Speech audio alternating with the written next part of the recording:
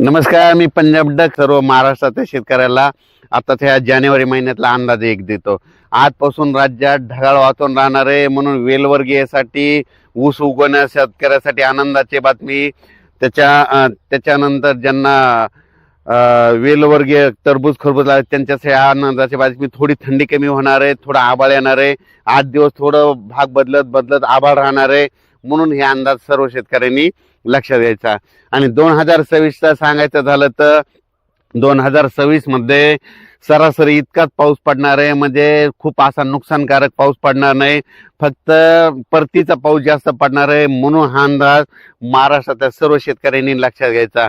म्हणजे ज्या वर्षी सरासरी इतका पाऊस पडतो ना, त्या वर्षी शेतकऱ्याचे पीक चांगले येतात, शेतकऱ्याला सोयाबीन चांगलं होतं, शेतकऱ्याचा कापूस चांगला होतो, शेतकऱ्याला हरभऱ्याचं पीक चांगलं येतं, ज्वारी ही पीक निघतं चांगलं येतं, म्हणून सरासरी इतका पाऊस शेतकऱ्यासाठी परवडतो। जर दुप्पट पाऊस झाला तर मग ते शेतकऱ्याचं नुकसान होतंय, म्हणून यावर्षी चांगला पाऊस पडणार, म्हणजे सरासरी इतकाच पाऊस पडणार आहे, खूप नुकसानीचा पाऊस पडणार नाही, म्हणून हे लक्षात घ्यायचं। जूनच्या पहिल्या म्हणजे 7-8 जूनच्या दरम्यान राज्यात म्हणजे काही भागात पाऊस सुरुवात होईल, त्याच्यानंतर जुलैमध्ये देखील पाऊस पडणार आहे आणि ऑगस्ट आणि सप्टेंबरमध्ये जास्त राहणार आहे, म्हणून हा अंदाज सर्व शेतकऱ्यांनी लक्षात घ्यायचा। मुद्दामून 1 जानेवारीला हा अंदाज सर्व शेतकऱ्यासाठी देत आहे। तर सरासरी इतका पाऊस म्हणजे काय, बऱ्याच शेतकऱ्याला गोष्ट ही लक्षात येत नाही। तर उदाहरण सांगतो की आमचा हा परभणी जिल्हा आहे, दरवर्षी आमच्या परभणी जिल्ह्यामध्ये 650 ते 700 मिलीमीटर पाऊस पडतो। तर या 2025ला 1200-1300 मिलीमीटर, काही गावामध्ये 1400 मिलीमीटर पाऊस पडला, म्हणजे 2-2 वर्षाचा पाऊस एकदा पडला, असा पाऊस म्हणजे या 2026ला पडणार नाही, म्हणून हे लक्षात घ्यायचं। म्हणजे जसा दरवर्षी पडतो तसा।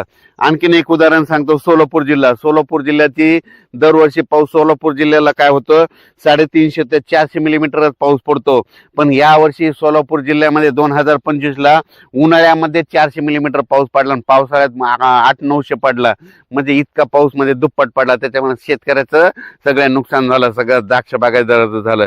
तसा म्हणजे आता 2026ला पाऊस पडणार नाही, सरासरी इतका पाऊस पडणार, पण पिकं खूप चांगले येणार आहेत, म्हणून सर्वप्रथम हे शेतकऱ्यांसाठी 2026 चांगलं जाणार आहे, म्हणून सर्वप्रथम शेतकऱ्यासाठी आनंदाची बातमी। आजपासून राज्यात ढगाळ वातावरण राहणार आहे, पण ढगाळ वातावरण राहत असल्यामुळे राज्यात धुळी राहणार आहे, म्हणून हा अंदाज लक्षात घ्यायचा। ज्यांना हरभऱ्याचं पीक असेल तर तुम्ही फवारणी करू शकता, पाणी देखील देऊ शकता, कारण की धुळीचं वातावरण असल्याच्या नंतर धुळी काय होते, फुलात धुळी आल्याच्या नंतर फुलाचं नुकसान होतं, म्हणून एक बुरशीनाशक, एक कीटकनाशकाची फवारणी करून घ्यावी।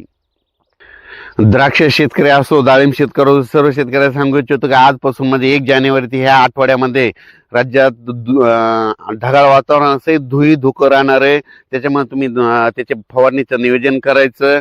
म्हणजे फवारणीचे नियोजन करायचं, थोडीफार थंडी कमी होणार आहे, आणि थंडी कमी झाल्यास ना 20 जानेवारीपर्यंत राज्यात थंडी राहणार आहे, म्हणून खास करून थंडीचे जे पीक घेतले त्यांच्यासाठी आनंदाची बातमी। हरभरा पिकासाठी चांगलं, गव्हासाठी चांगलं, म्हणून हे अंदाज सर्व शेतकऱ्यांना लक्षात घ्यायचा। अचानक वातावरण बदल झाला तर परत एक मेसेज दिला जाईल। धन्यवाद।